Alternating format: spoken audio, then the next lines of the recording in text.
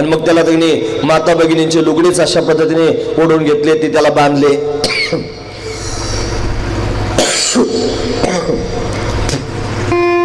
त्यालाच गुढी म्हणू लागले. त्याच्यामुळे गुढ्या उभा राहायच्या नाहीत असं लोकांना सांगितलं. आणि आपल्या लोकांनी 2-3 वर्षापासून अंगात आणलं. लोकांनी गुढ्याच उभा राहायच्या बंद केल्या. महाराज तुम्ही ऐकतात ना सर्वजण, थोड्या विवेकाने विचार करा, विचारपूर्वक त्यांनी माझ्या या मुद्द्याचा त्यांनी अर्थ लक्षात घ्या. संभाजीराजांचा कालखंड किती वर्षापूर्वीचा? 350 वर्षापूर्वीचा, बरोबर आहे की नाही? मी तुम्हाला 700 वर्षापूर्वीची गुढी सांगतो. मौलिक ज्ञानोबरांनी गुढी सांगितली. आधोर्ध गुढे काढी प्राण नवाची पेंढी, बांधो निघाली उडी मध्यमे माझी, संकल्प विकल्पाचे लुगडे फेडोनी मन उघडे, बुद्धीही मागिल्याकडे उगाच वैसे. आहे की नाही ओवी? काय अर्थ होतो ओवीचा? स्पष्ट शब्द आहे. गुढी शब्द त्याच्या स्पष्ट आलेला आहे. आधोर्ध गुढे काढी. आधोर्ध म्हणजे काय? गुढीमध्ये 2 घटक असतात. एक बांबू असतो, तो वर तोंड केलेला असतो, आणि त्याच्यावर कलश असतो, तो खाली तोंड केलेला असतो. ज्ञानोबराय म्हणतात आध ऊर्ध्व गुढी, त्याला गुढी म्हणलंय. आता खरं तर हा दृष्टांत त्याने आपल्या शरीरामध्ये असणाऱ्या षडचक्रांचं भेदन त्याने होतं की नाही. पाठीचा जो मनका आहे ना, पाठीचा जो कणा, त्या पाठीच्या कण्यालाच बांबू म्हणलंय ऊर्ध्व, आणि त्याच्यावर सहस्रदल कमल आहे. हे सहस्रदल कमल आहे ना, सगळे कमळ असे उताने आहेत, आणि एकच त्याने उपडे पालथा आहे. महाराज हे सहस्रदल कमल पालथा आहे, बरोबर आहे ना? म्हणून पाठीचा कणा हा बांबू आहे आणि सहस्रदल कमल त्याच्यावर पालथा आहे, म्हणजे आध आणि ऊर्ध्व गुढी. योगी पुरुषाला ही प्रक्रिया करावी लागते. कुंडलिनी शक्ती तिथपर्यंत नेल्यानंतर ही गुढीच मोडून काढावी लागते. आधोर्ध गुढे काढी प्राण नावाची पेंढी. पेंढी शब्द आला की नाही, मग पेंढी सुद्धा बांधली पाहिजे. आपण गुढीला पेंढी बांधतो की नाही? काय करतो आपण? एकतर खऱ्या अर्थाने लिंबाचा दगडा आणतो, लिंबाचा पाला त्याने आणतो. काही ठिकाणी आंब्याचा ढगळा सुद्धा आणतात, त्याला त्याने अशा पद्धतीनं गाठी बांधली जाते, गोड असणारी गाठी बांधली जाते, आणि मग वस्त्र त्याने त्याच्यावर घातलं जातं, आणि मग ते त्याने बांधून टाकलं जातं. महत्वाची गोष्ट आहे की नाही? गुढी हा शब्द स्त्रीलिंगी आहे का पुल्लिंगी आहे? स्त्रीलिंगी आहे. मग स्त्रियांना धोत्र नेसवतात का लुगडे? खरं सांगायचं, लुगडं असतं की नाही? मग गुढी जर स्त्रीलिंगी शब्द आहे, मग तिला काय दिलं पाहिजे? धोतर दिलं पाहिजे का लुगडं? लुगडं दिलं पाहिजे. मग त्याला लुगडं लावलं जातं की नाही? ज्ञानोबराय म्हणतात आधोर्ध गुढे काढी प्राण नावाची पेंढी, आणि बांधून निघाली उडी मध्यमे माझी. मध्यमा म्हणजे इडा पिंगला सुषुम्ना. ब्रह्मनाडी आहे, त्याच्यात 3 असणाऱ्या नाड्या. इडा पिंगला जावी आणि सुषुम्नेतून प्रवासवरती त्यांनी व्हावा. मग पुढचा मुद्दा सांगितला, संकल्प विकल्पाचे लुगडे हा शब्द आहे. तुम्ही जाऊन बघा ज्ञानेश्वरीमध्ये. संकल्प विकल्पाचे लुगडे फेडोनी मन उघडे, आणि बुद्धी मागिल्याकडे उगाच बैसे. 700 वर्षापूर्वी ज्ञानोबरांनी गुढीचं रूप जगाच्या समोर त्यांनी मांडलं. आणि आपण किती विचारवान माणसं आहोत की आपण त्याचा विचार त्यांनी संभाजीराजांकडे लावतो आहोत. तुम्हाला माहित नाही भूमिगत कार्य चालू आहे. तुमच्या धर्मातल्या रूढी परंपरा बंद करून टाकायच्या, म्हणजे तुम्ही होळीच पेटवता. सगळ्या जगात प्रदूषण होतं, म्हणजे आता होळीने प्रदूषण होतं म्हणून तुम्ही तिळगुळच वाटता. लोकांना डायबिटीज झालेला आहे, किती साखरेचा नाश करता. तुम्ही लग्नात तांदूळच टाकता, म्हणजे किती तांदळाचा नाश होतो. मग तुम्ही सगळ्या दुनियात त्याने कोणकोणते बार चालवता ते जमतं का? त्याच्यात देशाचं नुकसान होत नाही का? किती ठिकाणी तरुण वयाला चाललेला आहे, अनाठाई खर्च करतोय, तो खर्च तुमच्या देशाचा होत नाही का? आम्ही श्रद्धेने 2 तांदूळ टाकले, कुठे बिघडलं? पण फक्त आमचं मोडून काढायचं, फक्त मोडून काढायचं, आणि मोडण्याकरिताच परिश्रम करायचे. तुम्हाला माहित नाही, हे कळत नाही, आणि आपण भोळे भाबडे लोक आहोत. आपण त्याला आहारी जातो. मायबाप त्याला आहारी जाऊ नका, कोणाचं ऐकू नका.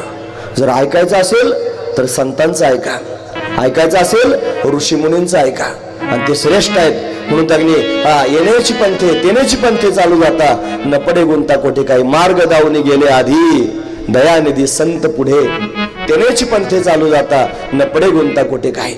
म्हणून शास्त्र त्यांनी अशा पद्धतीने संतांच्या माध्यमातून पाहावं. म्हणून श्रुतिर विभिन्न स्मृतेस्य भिन्न नैको मुनिर्यस्य वच प्रमाणम धर्मस्य तत्वम निहितो गुहायाम महाजनो येन गतस्य पंतः.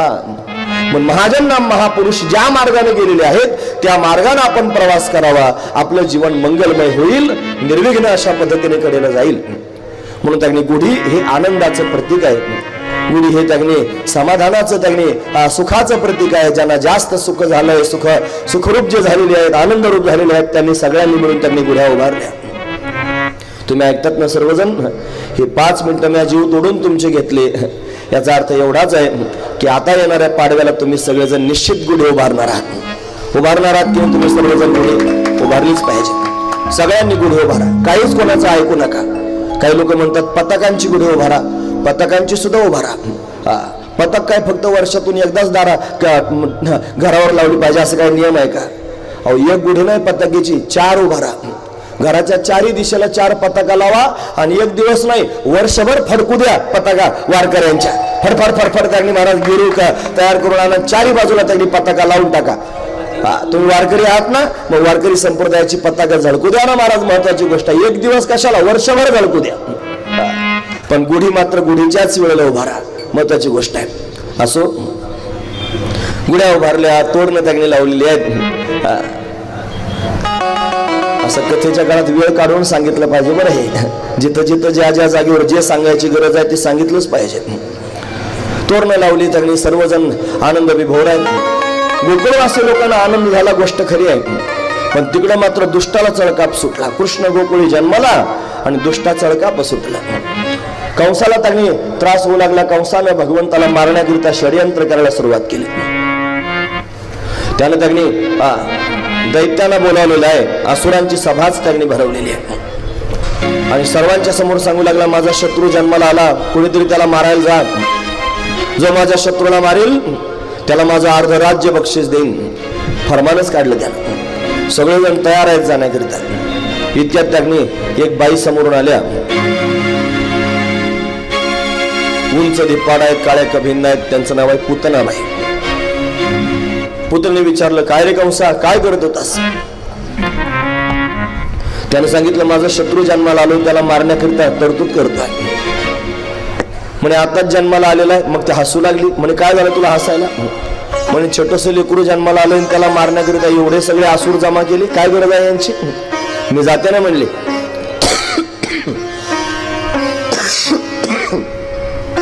छोट्याशा लेकराला मारायला काय लागतं?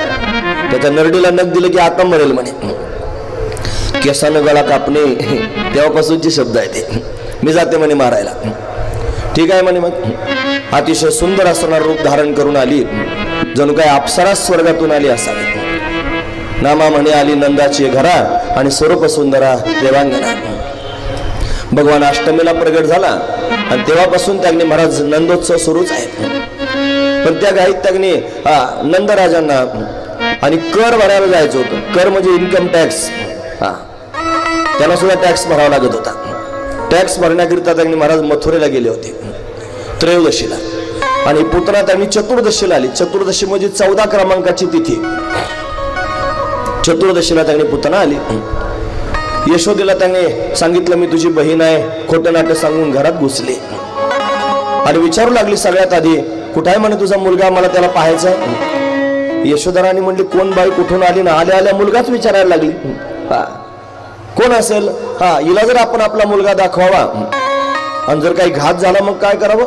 आई आहे ना महाराज, आईचं मन सगळ्या अंगाने विचार करतात.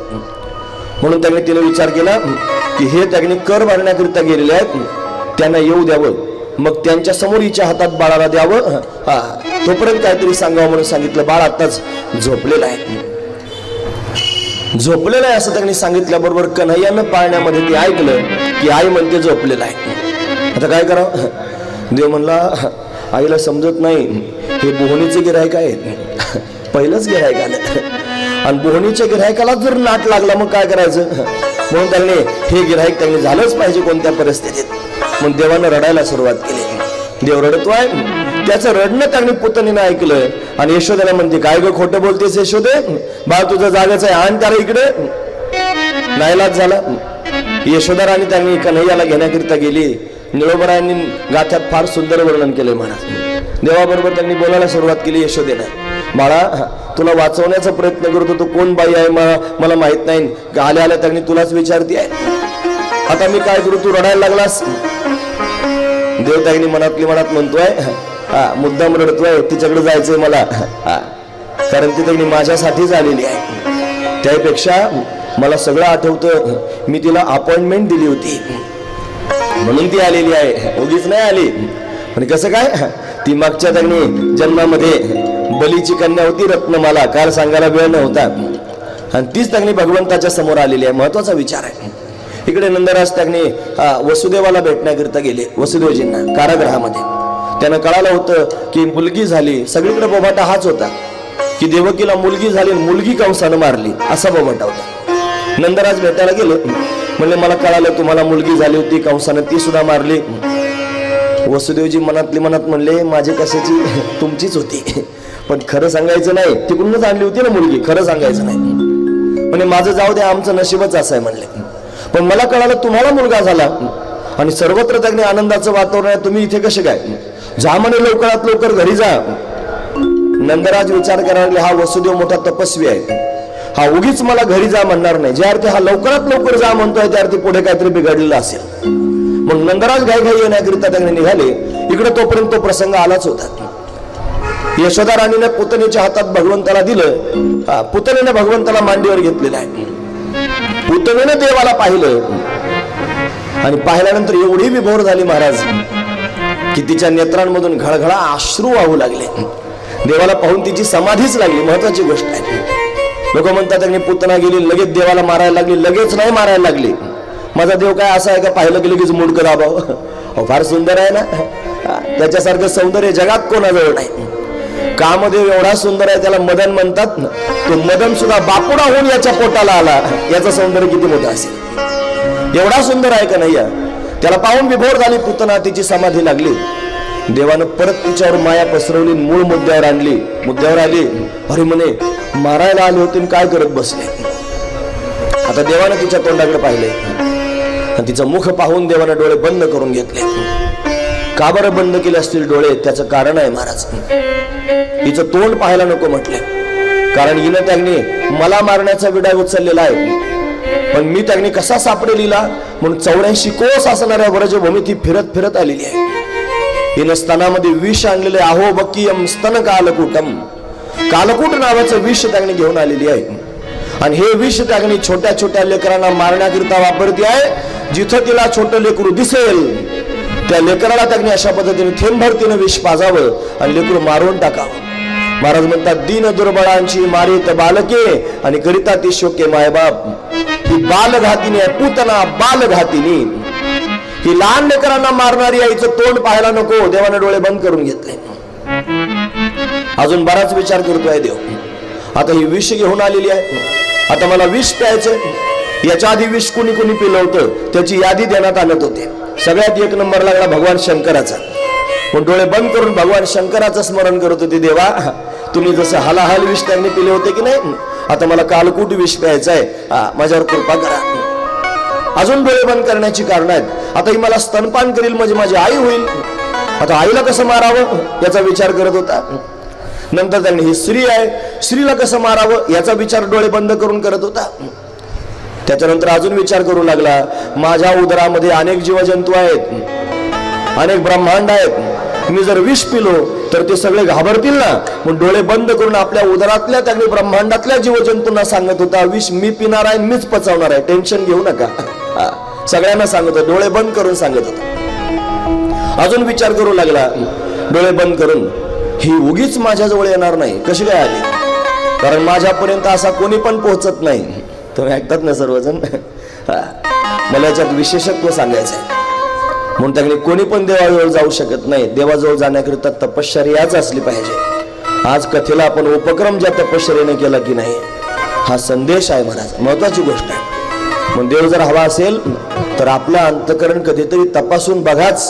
सगळेजण आपल्या अंतकरणात काय काय भरलेलं आहे. जर आपल्या अंतकरणात देवा वाचून इतर गोष्टींची वासना शिल्लक असेल, देवा वाचून इतर गोष्टींची कामना शिल्लक असेल, देवा वाचून इतर गोष्टींची इच्छा जर शिल्लक असेल, तर ती इच्छा आपल्या अंतकरणात जोपर्यंत आहे तोपर्यंत देव भेटणं शक्य नाही.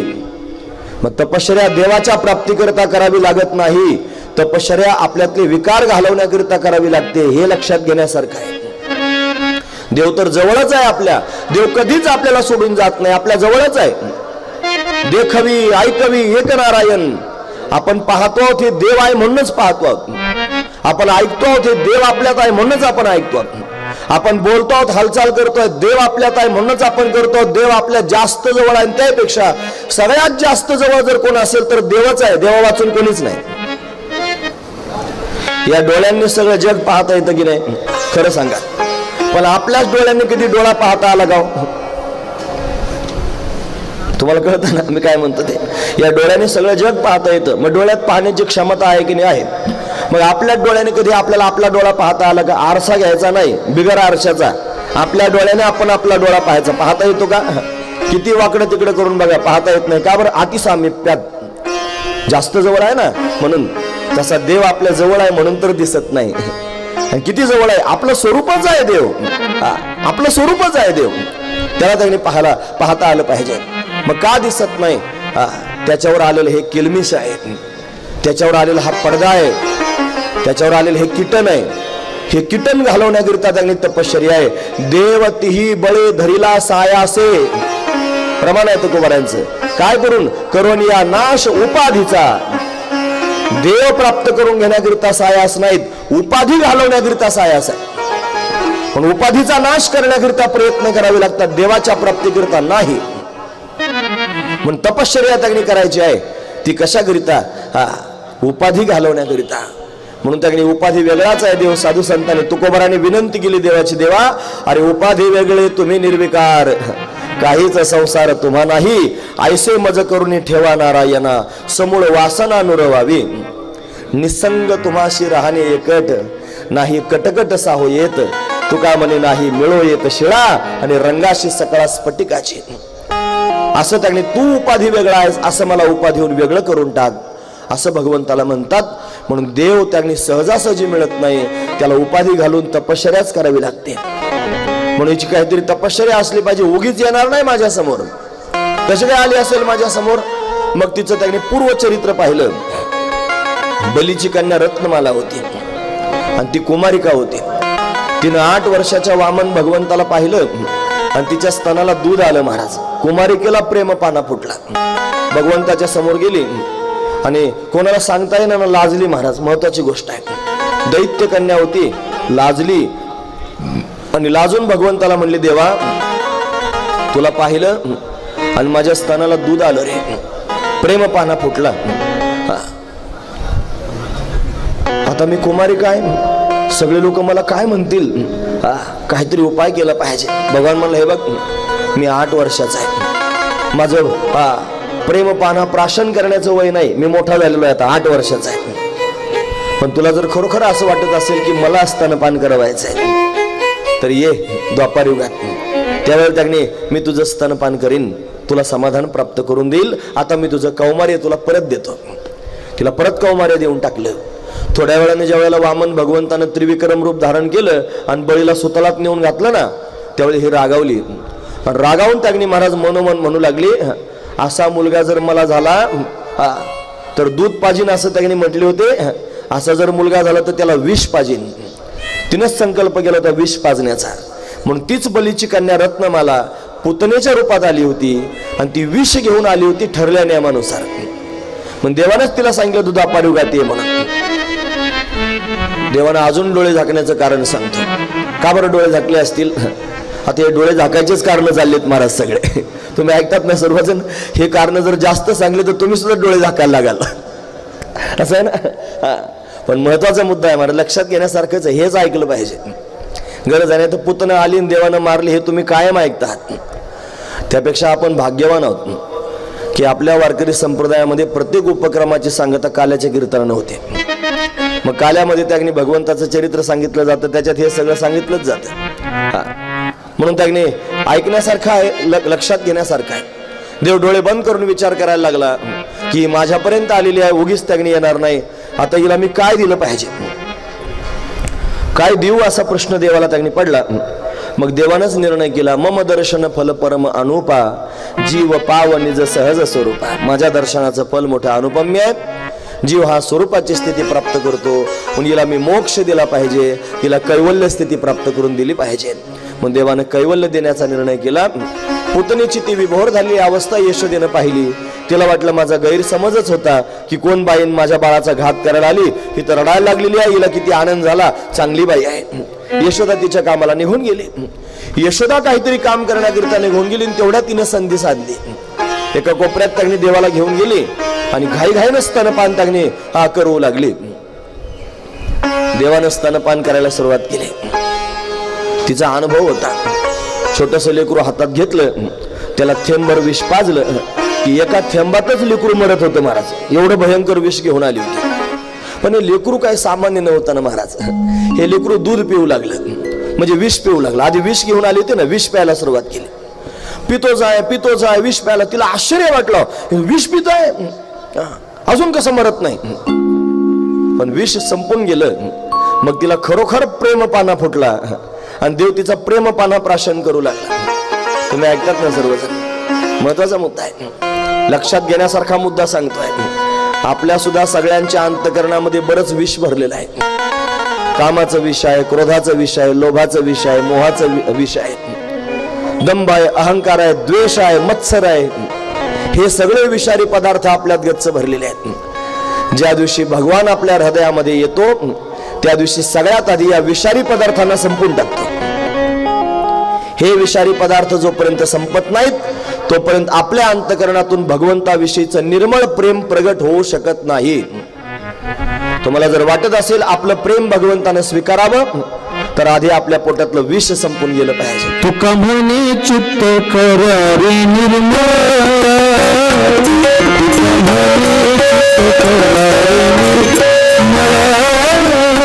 तुका म्हणे करारे निर्मळ,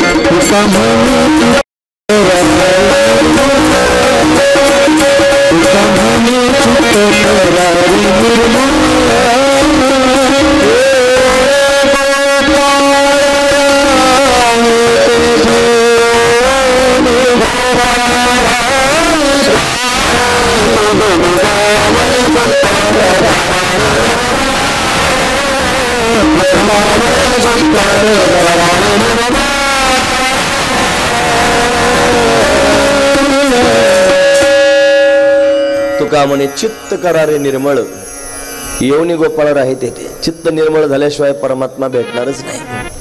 परत परत परत परत एकाच मुद्द्यावर प्रकाश टाकणे याला अभ्यास म्हणतात. काय म्हणायचं त्याला? अभ्यास. एकाच मुद्द्यावर जास्त प्रकाश टाकला की मग त्याला म्हणायचं अभ्यास. अभ्यासच आहे. म्हणून त्यांनी तुम्ही एकांतात बसून ध्यान जेवढं कराल तेवढंच जास्त महत्वाचं आपलं चित्त शुद्ध करणं सुद्धा आहे. चित्त जर अशुद्ध असलं आणि आपण परत परत ध्यान धारणा करत राहिलो तरी त्या ध्यान धारणेचा तेवढासा परिणाम तुम्हाला जाणवणार नाही. पण जर तुमचं चित्त शुद्ध झालं तर असे बसलात तरी लगेच ध्यान लागेल. पण साधू संतांचं कुठेही ध्यान लागत होतं, बसले की ध्यान लागत होतं. का बरं माहितीये? चित्त शुद्ध झालेलं आहे, चित्त निर्मळ झालेलं आहे. मग भगवंताला आपलं प्रेम त्याने आपण देऊ शकतो. देव कोणाचं प्रेम स्वीकारतो? ज्याच्या पोटातून विष संपून गेलेलं आहे त्याचं. पण काम क्रोधादी विकार हे विषारी आहेत, ते निघून गेले आपल्या पोटातून की स्वाभाविक भगवंताविषयीचं प्रेम पोटातून प्रवाहित होऊ लागतं आणि मग भगवान त्या प्रेमाचा स्वीकार करतो.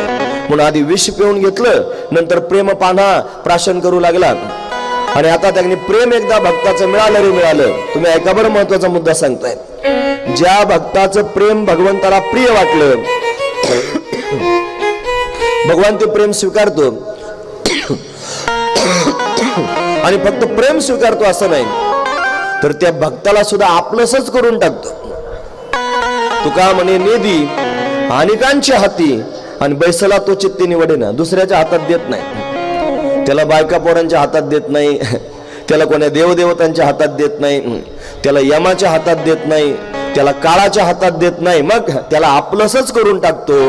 पण पुतनेचं असंच केलं भगवंतानं. आधी विष पिऊन घेतलं, नंतर प्रेम पानाप्राशन केला, आता तिचे प्राण ओढायला सुरुवात केली. ज्ञानोबा म्हणतात शोषिली पुतना तिने मोहिलेले करू. शोषण केलं म्हणजे काय, तिचे प्राण भगवान ओढू लागले. देवाला झाकायला आली होती, चतुर्दशीला आली होती ना. अविद्या आहे, 14 ठिकाणी राहते. पंच ज्ञानेंद्रिय, पंचकर्मेंद्रिय, मन, बुद्धी, चित्त, अहंकार एवढ्या ठिकाणी राहते. ही अविद्या, म्हणून चतुर्दशीला आली होती. देवाला झाकायला आली होती. अविद्या देवाला झाकत असते. विश्वव्यापी माया तिने झाकुळली छाया, सत्य गेले भोळ्यावरी, अविद्येची चाली थोरी. झाकायला आली होती, पण परमात्मा विशेष रूपानं प्रगट झाला होता. म्हणून परमात्म्याचा बोध विशेष रूपानं प्रगट व्हावा. तत्वमस्यादी महावाक्य हे विशेष रूपानं त्यांनी बोध प्रगट करणारे आहेत. त्याच्या समोर माया राहत नाही, अविद्या राहत नाही. म्हणून त्यांनी पुतनेला शोषायला सुरुवात केली. पुतना व्याकुळ झाली. पुतना तिला देवाला बाजूला करण्याचा प्रयत्न करू लागली. तिच्यावर काही दासी आल्या होत्या, देवाला ओढू लागल्या. पण हा देव गोचिडासारखा तिच्या स्थानाला चिकटला. महाराज काय केलं निघेच ना. घाबरली. तिच्या मुखातून शब्द बाहेर पडलेली सा मुंच मुंच आलमिती प्रभाशिनी. मुंच सोड, सोड. दोनदा म्हणली सोड. मुंच मुंच. का बरं दोनदा सोड म्हणली माहिती आहे? ती देवाला म्हणते, देवा मला इहलोकातल्या बंधनातून सोडव आणि परलोकातल्या सुद्धा बंधनातून सोडव. इहलोकातलं तरी बंधनच आहे आणि परलोकातलं तरी बंधनच आहे. म्हणजे त्यांनी लोखंडाची तरी बेडीच आहे आणि सोन्याची तरी बेडीच आहे. तसं या भूमंडळावर त्यांनी सुख संपदा भोग प्राप्त करून घेणे हे तरी बंधनच आहे. आणि इथं पुण्य करून त्यांनी स्वर्गात निघून जाणं ते सुद्धा परलोकातलं बंधनच आहे. मला इहलोकातलंही नको ते सुद्धा नको. तुका म्हणे पावतनी करू स्वर्गीची निशाणी. म्हणून स्वर्ग सुद्धा पायाखाली तोडवण्याकरिता तयार करतात. मुंच मुंच सोडून सोडव देवा मला, सोडव देवा मला. हरडाओरडा करू लागली. मूळ स्वरूपात आली. यशोधराणीला कळालं. यशोधराणी घाबरली. आता मात्र पुतना त्यांनी घराच्या बाहेर पडू लागली. म्हणतात राक्षस मरताना मूळ स्वरूपात येतात. मूळ स्वरूपात आली. धिप्पाड विशाल काय असणारी ती पुतना. सगळं गाव घाबरलं. प्रत्येकाला वाटलं आता गेलं आपलं बाळ. धाडकन जमिनीवर जाऊन सगळेजण व्याकुळ झाले होते. नंदराज त्या इतक्यात आले. त्यांना कळालं मला वसुदेवानं सांगितलं होतं लवकर घरी जा, हे असंच होणार होतं. काय करावं? यशोधराणी रडती आहे. व्याकुळ झालेली यशोधराणी मध्ये भक्ती आहे आणि भक्तीच भगवंताकरिता व्याकुळ होत असते. महाराज महत्वाची गोष्ट आहे. पण भक्ती व्याकुळ होते भगवंताकरिता. आपल्या अंतकरणात भगवंताच्या भक्तीनं प्रवेश केल्याशिवाय आपण भगवंताकरिता व्याकुळ होऊ शकत नाही. पण भक्तीनं आपल्यात प्रवेश केला पाहिजे. देव भेटावा याच्याकरिता कासावीस होतात साधू संत. रडतात धाय माकडून देव कधी भेटेल म्हणून. का बरं रडतात? त्यांच्या अंतकरणात भक्तीनं प्रवेश केलेला असतो म्हणून. यशोदा भक्ती आहे, रडू लागली, व्याकुळ होऊ लागली, कासावीस होती आहे. सर्व गाव त्यांनी चिंता दूर झालेला. काय झालं असेल? पण पुतना तर गतप्राण झाली. तिला देवानं कैवल्य प्राप्त करून दिलं. तू असनकाधिकाचे निमाने सायुज्य सौरसुदी दिला पुतने जी विषाची रिस्ताना पाने मारू आली. धातृचिताम तत्वन्य. धातृ म्हणजे माता. आईला जी गती प्राप्त करून द्यावी ती गती पुतनेला प्राप्त करून दिली. विशेष आहे हा परमात्मा जो कैवल्यासारखं पवित्र वैऱ्यांना सुद्धा देतो. तुझे अवधारे जाणो स्वतंत्र देता न मनसी पात्रा पात्र कैवल्य ऐसे पवित्र वैर्याही दिधले. म्हणून त्यांनी अहोबकीयम स्तनकालकूटम जिघंसया पायी दप्य साध्वी लेभे गतिम धातृचिताम ततोन्यकम वा दयालम शरणम व्रजेन. त्या दयाळू असणाऱ्या देवाला आपण शरण का जात नाहीत? जो शत्रूला सुद्धा मोक्ष देणार आहे. जो शत्रूला मोक्ष देतो तो भक्तांना काय देईल याचा जरा विचार करा ना महाराज. जो शत्रूला सुद्धा मोक्ष देतो तो भक्तांना किती प्रेम देईल. म्हणून त्याचं होऊन पहा, त्याच्यावर प्रेम करा, त्याला आपलं म्हणा. पुतना मारली गेली. गोपाळाने त्यांनी भगवंताला तिच्या छातीवरून त्यांनी खाली उतरवलं. लांबलचक प्रसंग आहे. तिचे तुकडे तुकडे करून टाकले, पेटून दिली. 8:10 त्यांनी पेटली पुतना. तिचा सुगंध सर्वत्र दरवळला. नामामने दिला अग्नी आणि सुगंध न माये गगनी. गगनात सुगंध त्यांनी पसरला. का बरं माहिती आहे? ज्याच्या जीवनामध्ये भगवंताचा संग होतो त्याचं जीवन सुगंधित होतं आणि त्याच्या त्या ज्ञानाचा, प्रेमाचा, भक्तीचा सुगंध त्यांनी सदैव दरवळत राहतो, सर्व ठिकाणी दरवळतो. म्हणून असा सुगंध दरवळावा. आनंद या जीवनाचा, आनंद या जीवनाचा सुगंध परी दरवळावा. आनंद या जीवनाचा सुगंध परी दरवळावा. पर्वताला सूर्यसा ओठावरी वाढावा. पर्वताला सूर्यसा ओठावरी वाढावा.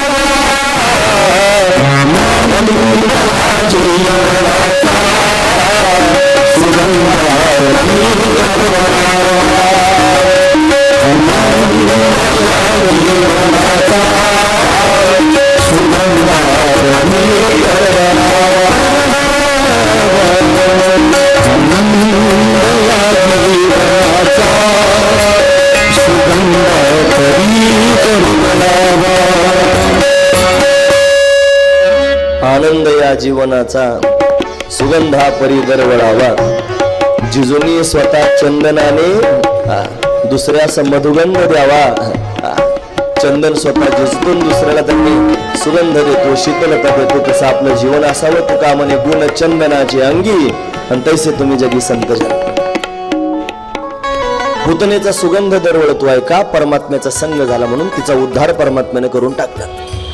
देवाला खाली जागणे उतरवलेलं आहे. यशोधरांनी घाबरलेली आहे. देवाची दृष्ट काढती आहे. वेगवेगळ्या प्रकाराने दृष्ट काढली. सगळ्यात आधी त्याला गोमूत्रानं स्नान घातलं. गोमूत्रानं कोण त्यांनी राक्षसी आली होती अमंगल म्हणून गोमूत्र त्याच्या डोक्यावर. देवाने डोळे बंद करून घेतले. म्हणला नसती पुतना मारली तर बरं झालं असतं, असं आहे ना. नंतर त्यांनी चांगल्या पाण्यानं स्नान घातलं. नंतर त्याची घरात दृष्ट काढू लागली. गायगायने त्यांनी मीठ त्याच्यावरून उतरून टाकलं. एक बोळकं घेतलं, चुलीत त्यांनी चांगलं गरम केलं. सांशीत त्यांनी धरलं. असं 2-5-7 वेळेला त्याच्यावरून उतरवलं. पुटपुट पुटपुट. काय आता काय मंत्र म्हणतात या मावश्या मला माहित नाही, पण काहीतरी म्हणतात त्या. असं ते ताटात पालथं घातलं. वरतून त्यांनी पाण्याचा गडवा घेऊन पाण्याची धार धरली. ते गाडगं खडखड खडखड खडखड खडखड खडखड आवाज करायला लागले. बघ कशी शिव्या देते, बघ कशी शिव्या देते, असं होतं की नाही. हंडा त्यांनी आणला, त्याच्यात कागद भरले, ते पेटून दिले. बाळावरून त्यांनी उतरवले. परातीत पाणी घेतलं, त्याच्यात हंडा पालथा घातला. त्या हंड्यानं सगळं पाणी ओढून घेतलं. मग शेवटी त्यांनी फट फट फट फट आवाज यायला लागला. म्हणजे दृष्ट निघाली.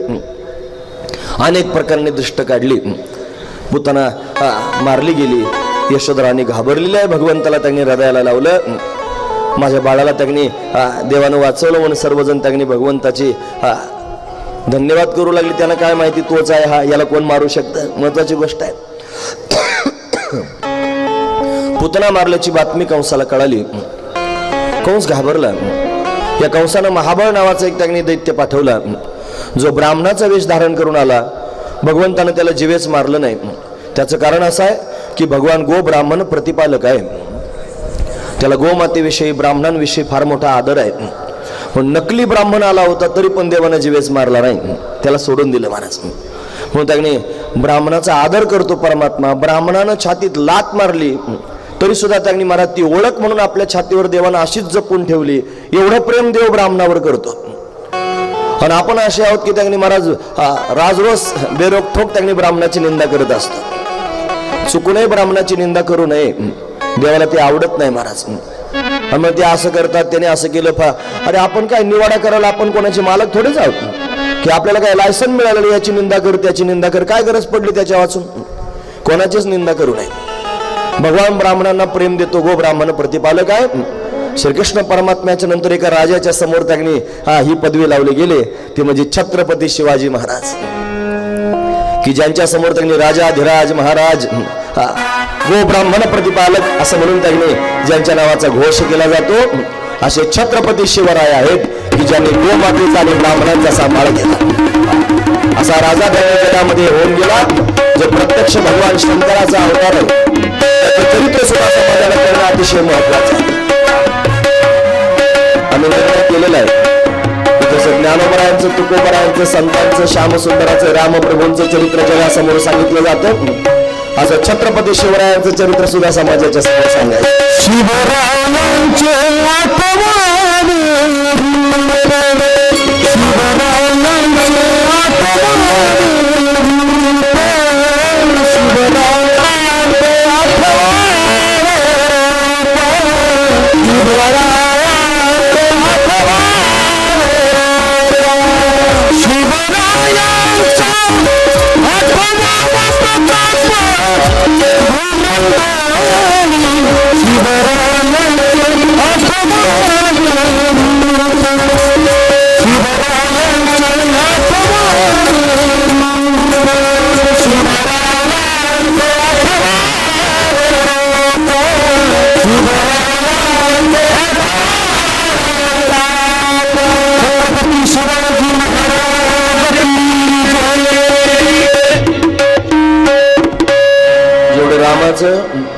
जेवढं कृष्णाचं जेवढं संतांचं चरित्र महत्वाचं आहे तेवढंच चरित्र आज समाजाला छत्रपती महाराजांचं सुद्धा आहे. ते गरजेचं चरित्र आहे, सगळ्यांनी ते ऐकलं पाहिजे. का बरं एवढी भेसळ करून टाकली छत्रपतींच्या चरित्रामध्ये की बास सगळ्यांच्या बुद्ध्या फिरवून टाकल्या महाराज.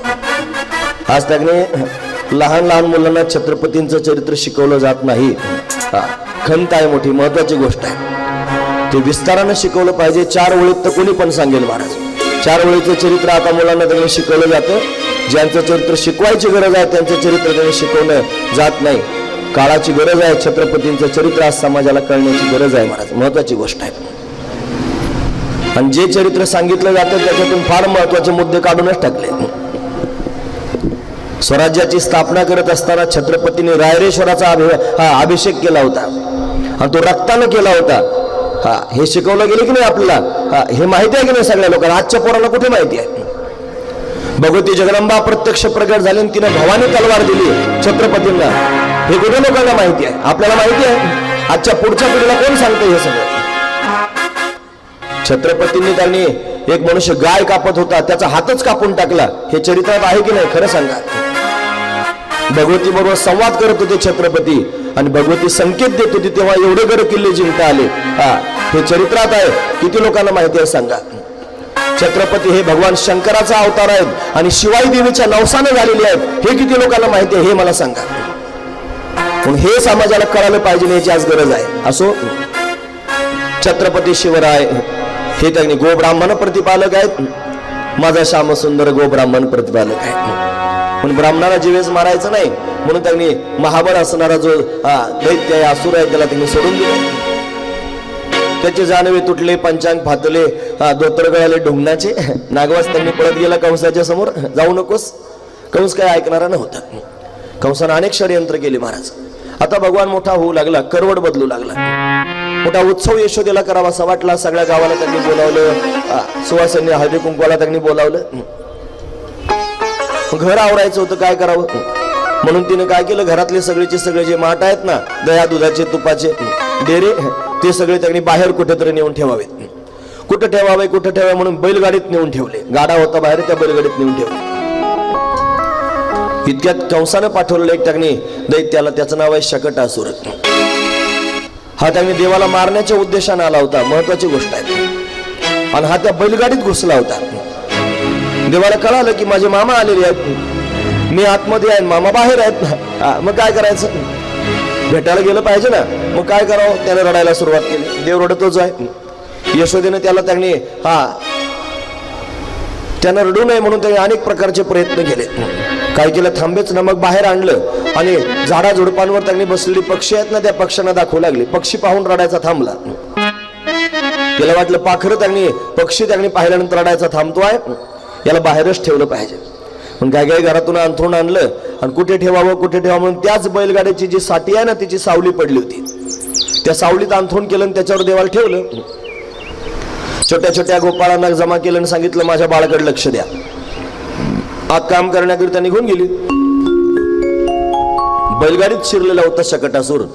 त्यानं त्यांनी अशा पद्धतीने जाणलं की आता बस आपला शत्रू आपल्याला सापडला, मारलं पाहिजे. त्यानं हालचाल करायला सुरुवात केली बैलगाडीने.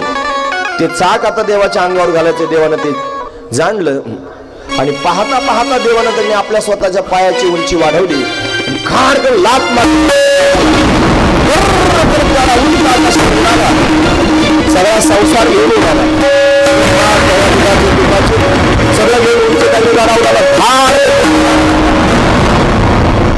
दयादुयाचे माटल फुटले आणि तो गाडा छिन्न भिन्न झाला. महाराज त्याचे शिव ज्योती त्यांनी आहेत की नाही साठी त्याची चाक सगळ्याचे सगळं अस्ताव्यस्त झालं. मोठा आवाज झाला. सगळं गाव पाहण्याकरिता आलं. काय झालं? छोट्या छोट्या गोपाळांना यशोधराने विचारलं काय झालं. म्हणे या छोट्याशा बाळानं लात मारले गाडा उंच आकाशात उडाला. सगळे लोक म्हणले असं कुठं होतं का? एवढं एवढं लेकरून त्यांना लात मारली गाडा उंच आकाशात उडाला. असं का झालं असेल? त्यांचा अजूनही विश्वास नाही. अहो ज्यांनी प्रत्यक्ष पाहिलं त्यांचा विश्वास बसला नाही. 5000 वर्षानंतर ऐकणाऱ्या लोकांचा कसा गाय गाय बसेल महाराज. महत्वाची गोष्ट आहे. ज्यांनी प्रत्यक्ष पाहिलं त्यांचा विश्वास बसला नाही आणि एवढ्यानंतर आपण त्यांनी ऐकतो आहोत. असं आहे हरीची लीला त्यांनी अगम्य आहे. अगम्य पहा हो हरी लीला ही सहजासहजी सर्वांना कळत नाही. त्याला श्रद्धेचे डोळे असावे लागतील. त्याला भावना त्यांनी हृदयामध्ये असावी लागेल. मग त्यांनी भगवंताचा महिमा करावा लागेल आणि याच्या बरोबर त्यांनी म्हणत त्याच्या संजीवनी म्हणून आपल्या जीवनामध्ये भगवंताच्या अस्तित्वाचा अनुभव असावा लागेल. ज्याच्या जीवनामध्ये भगवंताच्या अस्तित्वाचा अनुभव आहे त्याला या सगळ्या गोष्टी मान्य होतील. त्याला त्या मान्य आपापच होतील. त्याला वेगळं सांगायची आवश्यकता पडत नाही. शकटासुराचा भगवंताने उद्धार केला. हा शकटासुर म्हणजे भोगमय प्रवृत्ती. हा शकटासुर म्हणजे संसार. बैलगाडीला जसे 2 चाका असतात ना तसे संसाराला पण 2 चाका असतात. संसार म्हणजे जन्म मरण रूपी संसार. जन्म एक चाक आहे, मृत्यू एक चाक आहे. पुनरपि जननम पुनरपि मरणम पुनरपि जननी जठडे शयनम हे संसार आहे. शंकराचार्य वर्णन करून सांगतात. दुसरा त्यांनी पती पत्नीचा संसार असतो. त्याच्यात पती एक चाक आहे आणि पत्नी एक चाक आहे. संसाराचा गाडा जर बरोबर चालायचा असतो तर दोन्ही चाक बरोबर असले पाहिजेत. तुम्ही दर कथेत हे ऐकत असता. एखादं चाक जर त्यांनी डग झालं तर घोटाळा होतो महाराज. एक बरोबर चालतं आणि दुसरं असं असं करतं. ते असं फेगडत फेगडत चालतं. ते असं ते डग चांगलं असतं बरं. फक्त ते आऊट नसलं पाहिजे. ते आऊट झालं की एखादं चाक जरी आऊट असलेलं महाराज की गाडी ते आता असं असं चाललं इथपर्यंत ठीक आहे पण ती अशी ज्या वेळेला करते ना त्यावेळी काय गाडीचं चांगलं नाही मला. म्हणून त्यांनी दोन्ही चाक बरोबर असली पाहिजेत. म्हणून संसार आहे. या संसारामधून त्यांनी आपल्याला उद्धरून कधी जाता येईल जेव्हा भगवंताच्या चरणांचा आपल्याला स्पर्श होईल तेव्हा आपण या संसार समुद्रातून उद्धरून जाऊ. देवानं लात मारली म्हणजे काय केलं? संसारूपी गाड्याला चरण स्पर्श केला म्हणून संसारच सुफळ झाला. त्याचा उद्धारच झाला शकटासुराचा. महत्वाचा मुद्दा आहे लक्षात घेण्यासारखाच आहे. हा हिरण्याक्षाचा त्याने पुत्र होता उत्कच आणि लोमश ऋषींच्या शापानं देहरहित झाला होता. त्याला उशाप त्यांनी मागितला. मग सांगितलं भगवंताच्या चरणांचा स्पर्श होईल तू उद्धरून जाशील. पण भगवंताने त्याचा उद्धार केलेला आहे. आता भगवान त्यांनी मोठा होऊ लागला. रांगू लागला. कसा रांगतोय साधू संत त्याचं वर्णन करू सांगतात.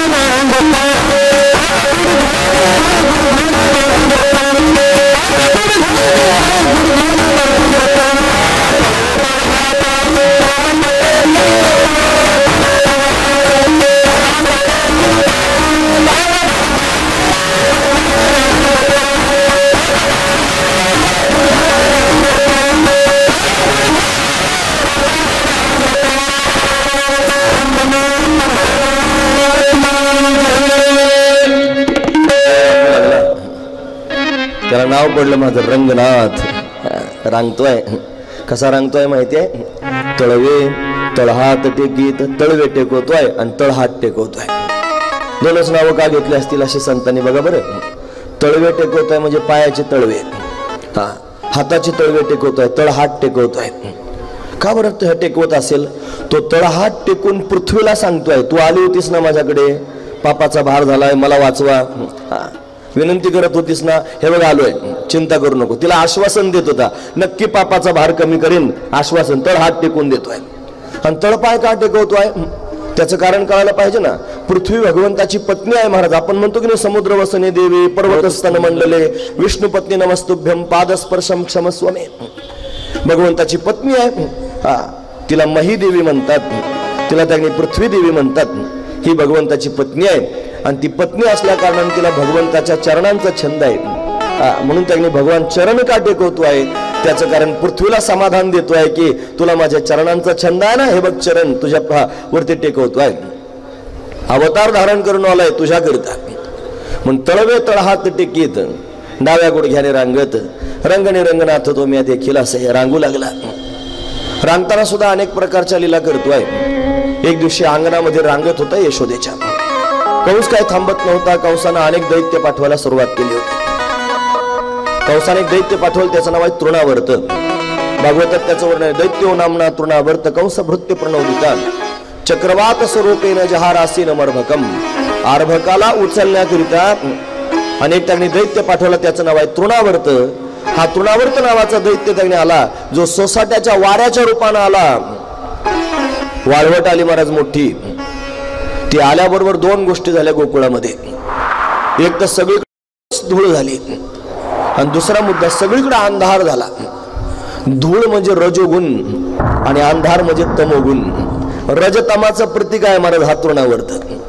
पण परमार्थ करत असताना परमात्मा प्राप्त जरी झाला तरी सुद्धा त्यांनी माणसाची प्रकृती जी आहे ना त्याला त्यांनी फिरवतच राहते. मग बरेच महात्मे त्यांनी रजोगुणी सापडतात. हे करायचं ते करायचं, इथं देऊळ बांधायचं, तिथं अमुक करायचं, हे की नाही, याला रजोगुण म्हणतात. हे देवळं बांधायचा जो मोठा धंदा ना, अशी दिंडी काढली पाहिजे, असे लोक जमा केले पाहिजे, हा रजोगुण आहे, महत्वाची गोष्ट आहे. आणि तमोगुण त्यांनी बऱ्याच वेळेला पाहायला मिळतो. काही कोपिष्ट असतात महात्मे, त्यांना थोडं सुद्धा सहन होत नाही, शापच द्यायला तयार होतात लगेच दुर्वासासारखे. मग ते महात्म्यात का शाप देतात? म्हणजे अहो ते तपस्वीच आहेत, महात्मेच आहेत, पण तमोगुण आहे ना, भयंकर आहे. मग सत्वगुणच असा आहे जो अखंड भगवंताच्या चरणाजवळ ठेवतो. तुका म्हणे का सत्वाचे सामर्थ्य आणि करवी परमार्थ अहर्निशी.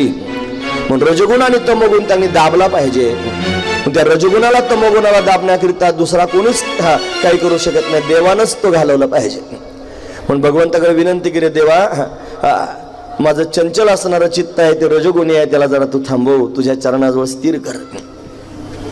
म्हणून त्यांनी देवच हे करत असतो. तो आला, सगळीकडे अंधार पसरलेला आहे, काय करावं कोणाला काही समजेना.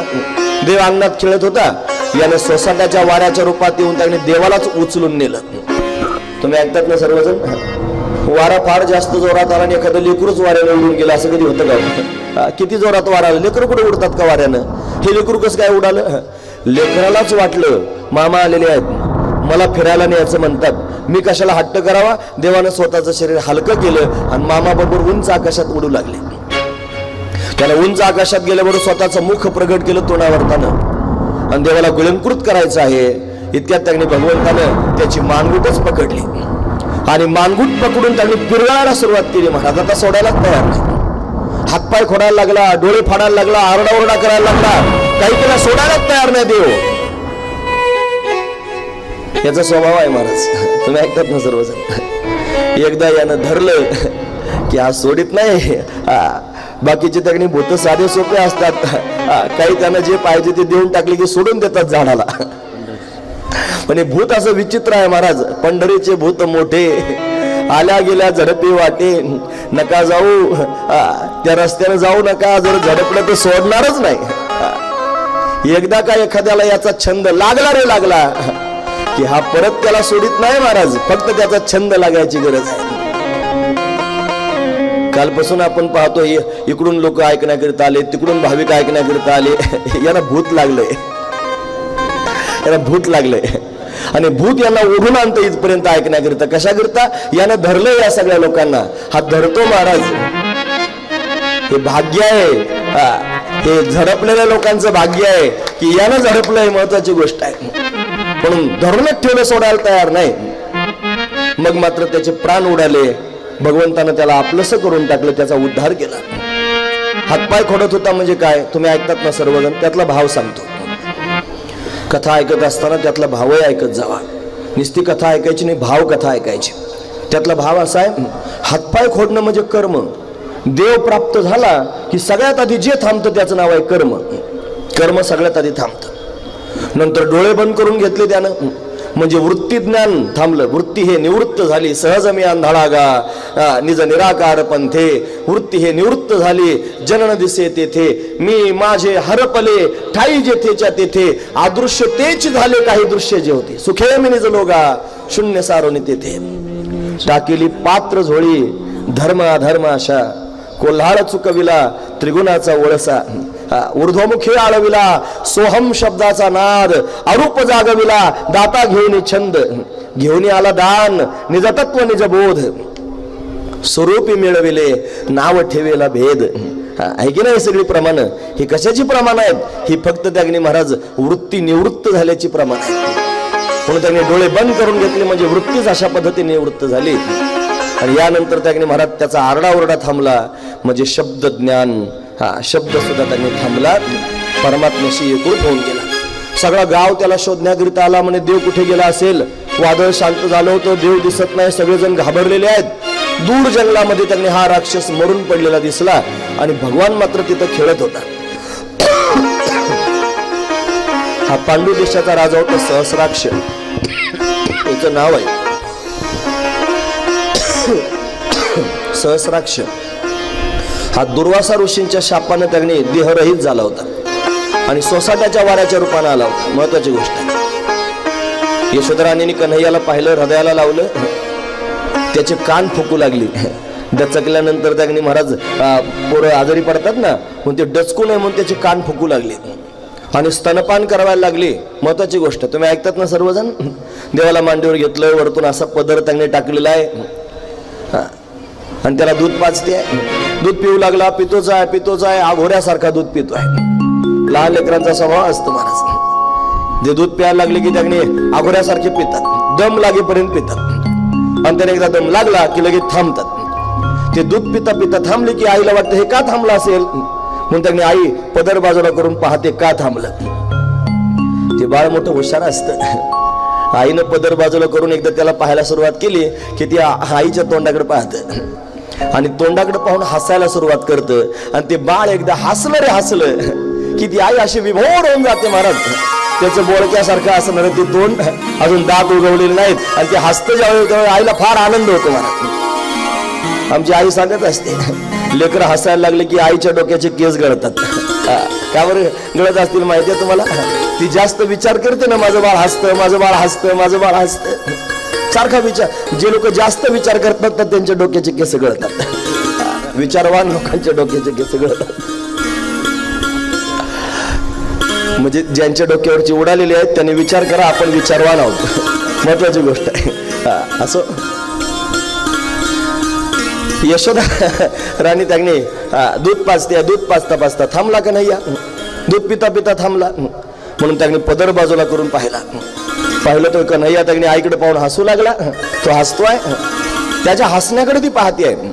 त्याच्या तोंडात अजून चांगलेसे दात त्याने उगवलेले नाही, पण हसतोय. हा फार सुंदर त्याने हसतोय. त्याच्या मुखात तिने पाहिलं आणि पाहिल्यावर चमत्कार जाणवला महाराज.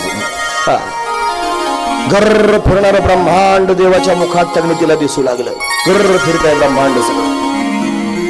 घाबरली, काय दिसतंय माझ्या बाळाच्या तोंडामध्ये. घाबरून त्यांनी व्याकुळ झाली. देवाला कळालं माझी आई घाबरलेली आहे. तिच्यावर परत मायेचा पडदा टाकून दिला, पूर्वस्थितीत त्यांनी आणली. त्याला बरेच पडदे टाकता येतात महाराज.